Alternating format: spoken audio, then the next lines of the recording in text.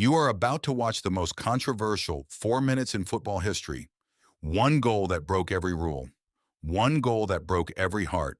Same man, same match. In June 1986, a stadium in Mexico City held its breath. What happened next would turn one man into a god in one country and a villain in another at exactly the same moment. His name was Diego Maradona. He was not tall. He was not built like an athlete you'd expect to dominate a sport built on speed and power. He stood barely 5'5". His legs were short. His center of gravity was low, almost strange to look at. But that low center of gravity was a secret weapon. Sports scientists would later study his body and find something unusual. His balance was almost impossible to disrupt. Defenders threw their full weight at him and simply bounced off. Dr. Daniel Cravioto, who studied Argentine athletes' biomechanics decades later, pointed to Maradona's build as a case study in how an imperfect athletic body can become the perfect tool for a specific sport. Now picture the quarterfinal, Argentina against England, not just a football match. A wound still open from a war fought just 4 years earlier over the Falkland Islands. Two nations that had lost young men to that conflict were about to face off on a football pitch, and the entire country felt it. 6 minutes into the second half, Maradona jumped for a header. He didn't get it with his head. He punched the ball with his fist into the net. The referee didn't see it. The goal stood. Argentina fans erupted.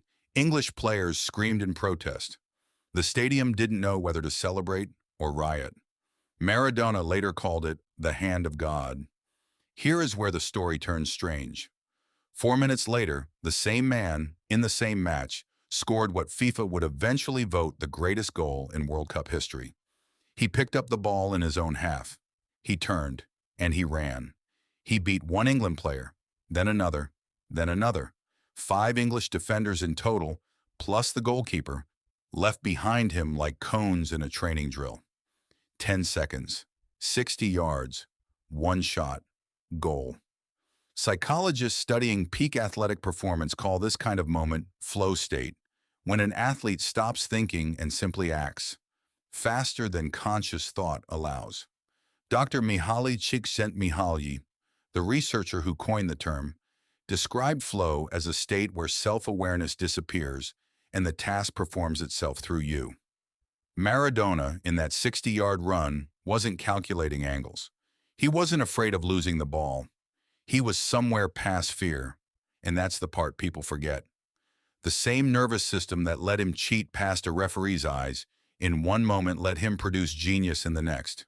It wasn't two different men. It was the same risk-taking, rule-bending mind, expressed twice, 4 minutes apart. Argentina won that match. They went on to win the entire World Cup. Maradona became not just a football hero, but something closer to a national symbol. A working-class kid from a Buenos Aires slum who had, in the eyes of an entire country, avenged a war using nothing but his feet and his fists.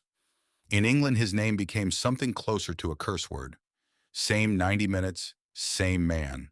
2 permanent reputations, built in the same afternoon. This is the strange thing about how we build heroes and villains. We rarely judge the whole person. We judge the moment we happen to be watching.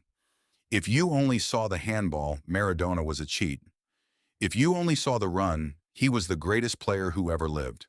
Most of the world saw both and simply picked whichever story fit the side they were already on. Years later, his life outside football would spiral. Addiction, health collapse, public scandal. And even then, the split stayed the same. Some saw a tragic figure undone by fame. Others saw a man finally paying for who he'd always been. Maradona himself never apologized for the handball. He leaned into it. He turned the hand of God from an accusation into a legend, retelling it himself until the myth became bigger than the offense. Why does this still matter, decades later? Because you do the same thing every day on a smaller scale. You meet someone once, form an opinion in seconds, and build a whole story about who they are from a single moment you happen to witness. Maradona's story is really a mirror, not of one flawed genius, but of how easily any of us decide, in an instant, whether someone is a god or a villain. based on nothing more than which 4 minutes we happen to be watching. You were told this would be the most controversial 4 minutes in football history. It still is. And somewhere, right now, someone is still arguing about which 4 minutes actually mattered. Football has more secrets. Subscribe for the next one.